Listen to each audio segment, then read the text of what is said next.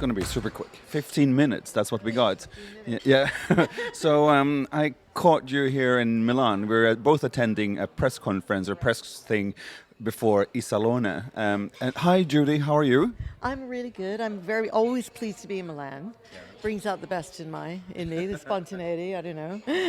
How often are you here? I come here probably about 4 times a year. Yeah. Yeah, and so over the years I've kind of got to know the city. Yeah. Don't get lost, which is for me quite something. I use the Duomo as my navigation point. So the closer I am to the Duomo, the better it is, which is very good for here. Right. Exactly. We just live next door to Duomo. Yeah, yeah. So, Judy, you're the founder of possibly the most influential and largest PR company in this industry. Why did you start? Why? Yeah, I'm saying that you don't have to. You just nod your head. You go like, yeah. Why did you start Camron? I started it never thinking I would end up doing what I'm doing. I wanted originally to have a small boutique agency focused actually on publishing. Yeah. And then publishers did, the people, the authors I had books, and they wanted me to then do more than that. And a catalyst moment came when I took somebody on who'd been working with Terence Conran and at the peak of his power. Right. And she joined me, and my interest, I think, in the past had always been in design. I did history of art, and there was a crescendo moment that was kind of partly chance. We sat down on a sofa one day and we were like, why don't we do something unique? Let's just do something well rather than a lot of things. And her reputation from having worked with Terence was second to none, so we thought that's where we're going to put a stake in the sand. That was quite some time ago. Yeah. Are you happy where you are today, 2020? This is like this is a huge question. Are you happy with where you are? I am. I think I feel really very happy. I think, we spoke about it. I think working with design right now is one of the most rewarding because, people ask me and they say, so what exactly do you do? And they think it's all about chairs and sofas. And I have to say, no, it's not. It's about really design thinking. Right. And so for us to be we're lucky to be in a place where design can actually help solve a lot of problems, whether it's urban cities, or well-being of people is much more exciting than it's ever been before. So I think this is probably the best time that I've ever experienced it. I kind of agree. The difficult times, the really tough times right now. But yeah, we need to change topic right now because we started with work, just head-on work. Let's do something more private and fun. So I brought you a plate of desserts because we're now at a conference. So yeah, this is what I brought you. Are you a dessert person? Not totally. I'm probably more of a cheese person. Oh, really? But last night when we had that chocolate, amazing, Michelin chef kind of foam thing, that was like probably one of the most exciting things. But if I had to choose from these... Yeah, choose one. You got to eat one. Choose the yellow one. I'm going to go for the polka dot one. Yeah, I think, I'm going to go for that one. But what if you have to do dessert? What would you eat then? Everyone says chocolate, so that's the easy one out. My North American background means that I gravitate to those things. So I'm never happier than if I have a blueberry pie. This was so awkward. So for me, blueberry pie, pecan pie, those maybe because of the memories of my past or whatever. That does it, with the odd cheesecake thrown in. Yeah, but that's a good answer. I mean, I think dessert can also be roots. Be what? Roots. I mean, origin, heritage. Roots. Not beetroots, but... Oh, no, but actually you're quite right because my family came from like the Czech Republic. So if I happen to be in Vienna, then I go straight into a different mindset, and there's nothing better than going into those coffee cream cakes where you're in this wonderful space and you're there. Then I'm transported into that world as well, very happily. Yeah. If I would come to you for dinner, what would you make me as dessert? I guess I would probably buy it.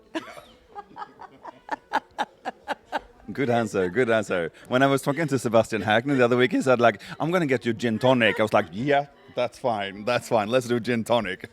So how was that yellowy thing? It's really very Italian. Yeah, very sweet, isn't it? Very Italian, and usually they put secretly alcohol in it, but they don't tell you. If somebody was stirring it away and probably was like, we'll put a little bit in here.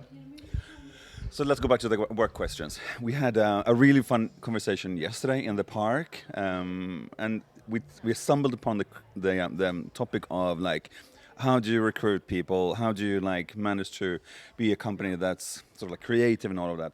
And we started talking about something, and I said like we need to touch on that subject, which is like you said, you need to have staff that knows 10 designer names. You said that, and I asked, okay, who are those? And now it comes. So who are those 10? Who are the 10? It's like the surprising ones to me. So say I was in an interview, I was really checking in on someone. I would not be impressed if they just went for like Zaha Hadid, Thomas Heatherwick, the ones that we know and we love. I would probably be surprised if, in fact, this morning we heard about this wonderful company called Yours Truly. So I immediately Googled it and I was like, somebody came to me and talked about these two designers who were From Australia. who were in Amsterdam or whatever, who to me that would be like, okay, you're in. You know, the curiosity of design, not just the kind of textbook stuff. Totally excited by that. I do agree. I think the interns I have, I don't have hired staff right now, but the interns I'm working with, I usually ask them about. Yeah, I do. My typical question would be like, tell me who's the best designer in Sweden. Or in the world, and the idea is of course not to give names, but sort of like reason about someone answered like when I asked who's the best designer in the world, someone said Chanel, and I'm going like, okay, tell me why. You can't say anything is a no. Yeah, probably. So how many staff are you? Well, we did say that too, and I think I counted wrong. I said 65 for sure, and then I kind of remembered perhaps our New Milan office where there are 3 and maybe a few more, so probably about 70. Okay. Yeah, to do some justice. Yeah, but you're a big company. Do you see yourself as powerful? I never think about power. Although when I meet people, sometimes especially in our industry in different cities, they'll go, oh, Camron, we work with you. Wow, Camron. So I guess the perception out there is very different to the one, in the inner workings of we just get work done. Right. So we never think about that aspect of it, so I suppose. Oh, there's so many questions, and we have just our 15 minutes. I need to ask you, so what's the biggest changes in your industry? How do you do a good PR campaign for a brand like Nike or whatever? How do you approach that?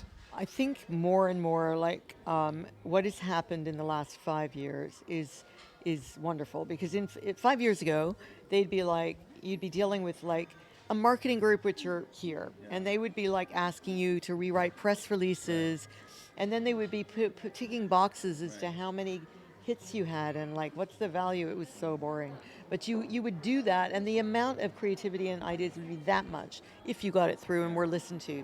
The inverse is happening now, because what's happening, companies now appreciate design as such a powerful tool to their business. So the CEOs, the founders, the people at the top are like, no, we want you in the room. Yeah. We want to hear what you have to say. And yes, we know you deliver a communication strategy. You can do that in your sleep. What we really want to hear from you is, how do we put ourselves on the map? Right. How do we position ourselves? Should we be turning up in Milan? Should we be working with a young architect in Korea? And if so, how do we find that? And therefore we're much more advisory, which is why the people need to know their 10 designers. Because that we haven't mentioned yet. Yeah, we'll end off with that. Then they will have to listen to us. and therefore, I think for the people also, it's part of the organization that is Camron. Yeah. For them, it's such an opportunity to say, no, we can make a difference to companies thinking. Yeah. And that you also touched on something yesterday, which is really important. We don't just do big companies, because I think the perception also maybe that we're big is like, oh, we only deal with big companies. Yeah. And we don't, because you have to be nimble, you have to think about the talent, and you have to be able to think about growing a company. And that is where it becomes, you almost then sharpen your skill base, so that when you're really into the big time and you're in there with McKinsey and they're asking you about how to put something on the map for their best design kind of talent, you can actually hold your own. Are press releases still important? I know this is like a specific question, but it gives a but they serve as news releases, so you have to do them. And actually the important thing is, not only do you have to do them, but you have to make sure they're well written, and it comes down to the people out there. Can they write? And a lot of people, especially in my business, and you probably know that, they aren't good at writing that much. So we also really evaluate that because it has to be well written, it has to be to the point, and it has to say what you want. But you have to do these things. And there's no question that for anything like that, we still need them. There are a lot of scared companies out there. I'm not pointing at someone specifically, but I mean, they go like on the correctness. That's what I'm meaning, but with the scaring. But yeah. Are afraid in many cases to issue things, especially if things go wrong. We get involved in that quite a bit. So then you have to jump on it very quickly because sometimes their methodology is to stay quiet. And we're like, no, you can't stay quiet. You really, whatever you say, that's actually the opposite of what you need to do. So I'd say increasing, going back to what's changed, we're doing a lot more crisis management now than we ever were doing before. It's based on trust, isn't it? Yeah, true. And instead of picking up the phone to maybe a corporate crisis communications company, what they're now doing to us is they're saying, well, you kind of know our company and you know the CEO, so maybe you should be the ones to kind of help us with that framework of how to respond. So I think that's different too. When was the last time you bought something that you liked? Things all the time. Do you still?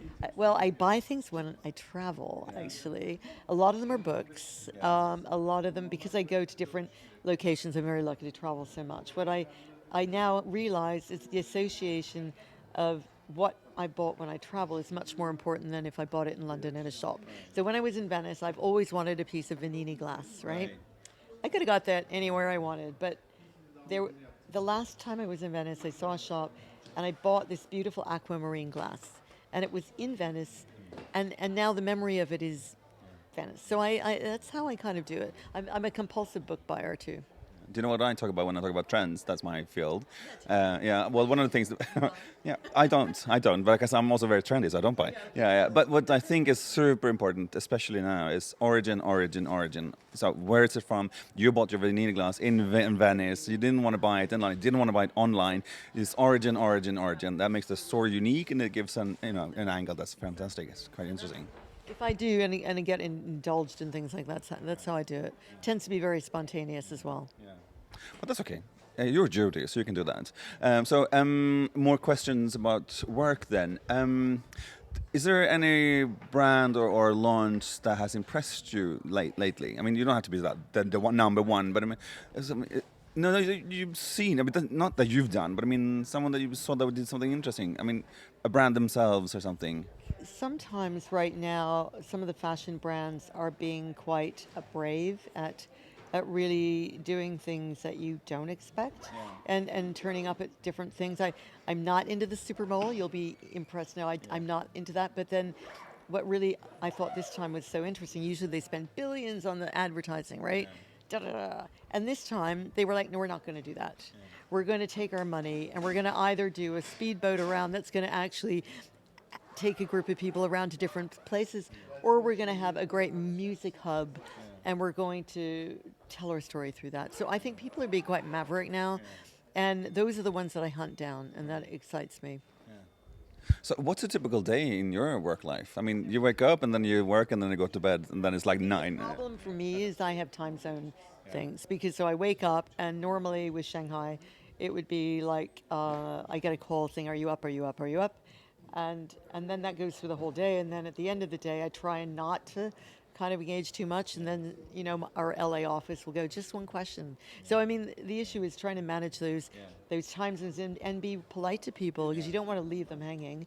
But so that's for me some of the more difficult aspects. But I have a lot of fun. And you're also very nice, Judy. Like that, but I try to be kind of congenial when I feel like it. I had a really trick question that I was going to ask, but I totally fell out of my head. So let's talk about desserts. Don't you going to have another bite? No, I don't think it's going to be a good idea. It will fall. I've tasted it. It's delicious, but I know what's going to happen. I won't be able to talk if I eat another bit of that. Yeah, it's better to talk. Yeah. Pick if you weren't eating the one that you were going to go for. I think this is like a panna cotta thing. Okay, let's try it. Should we do it? Really? You do it. You go ahead. I'm going to do it. I'm going to let you know what it is. At least got it. Oh, our time is up anyway. So we'll end off by doing the panna cotta. 14 and a half minutes. And yay, hi. Yeah, we're just doing an interview here, so yeah, sorry. But it's time to round off. Okay, and we'll do a follow-up in Milan. In Milan in April. See you then. Yeah. Thank you. Bye.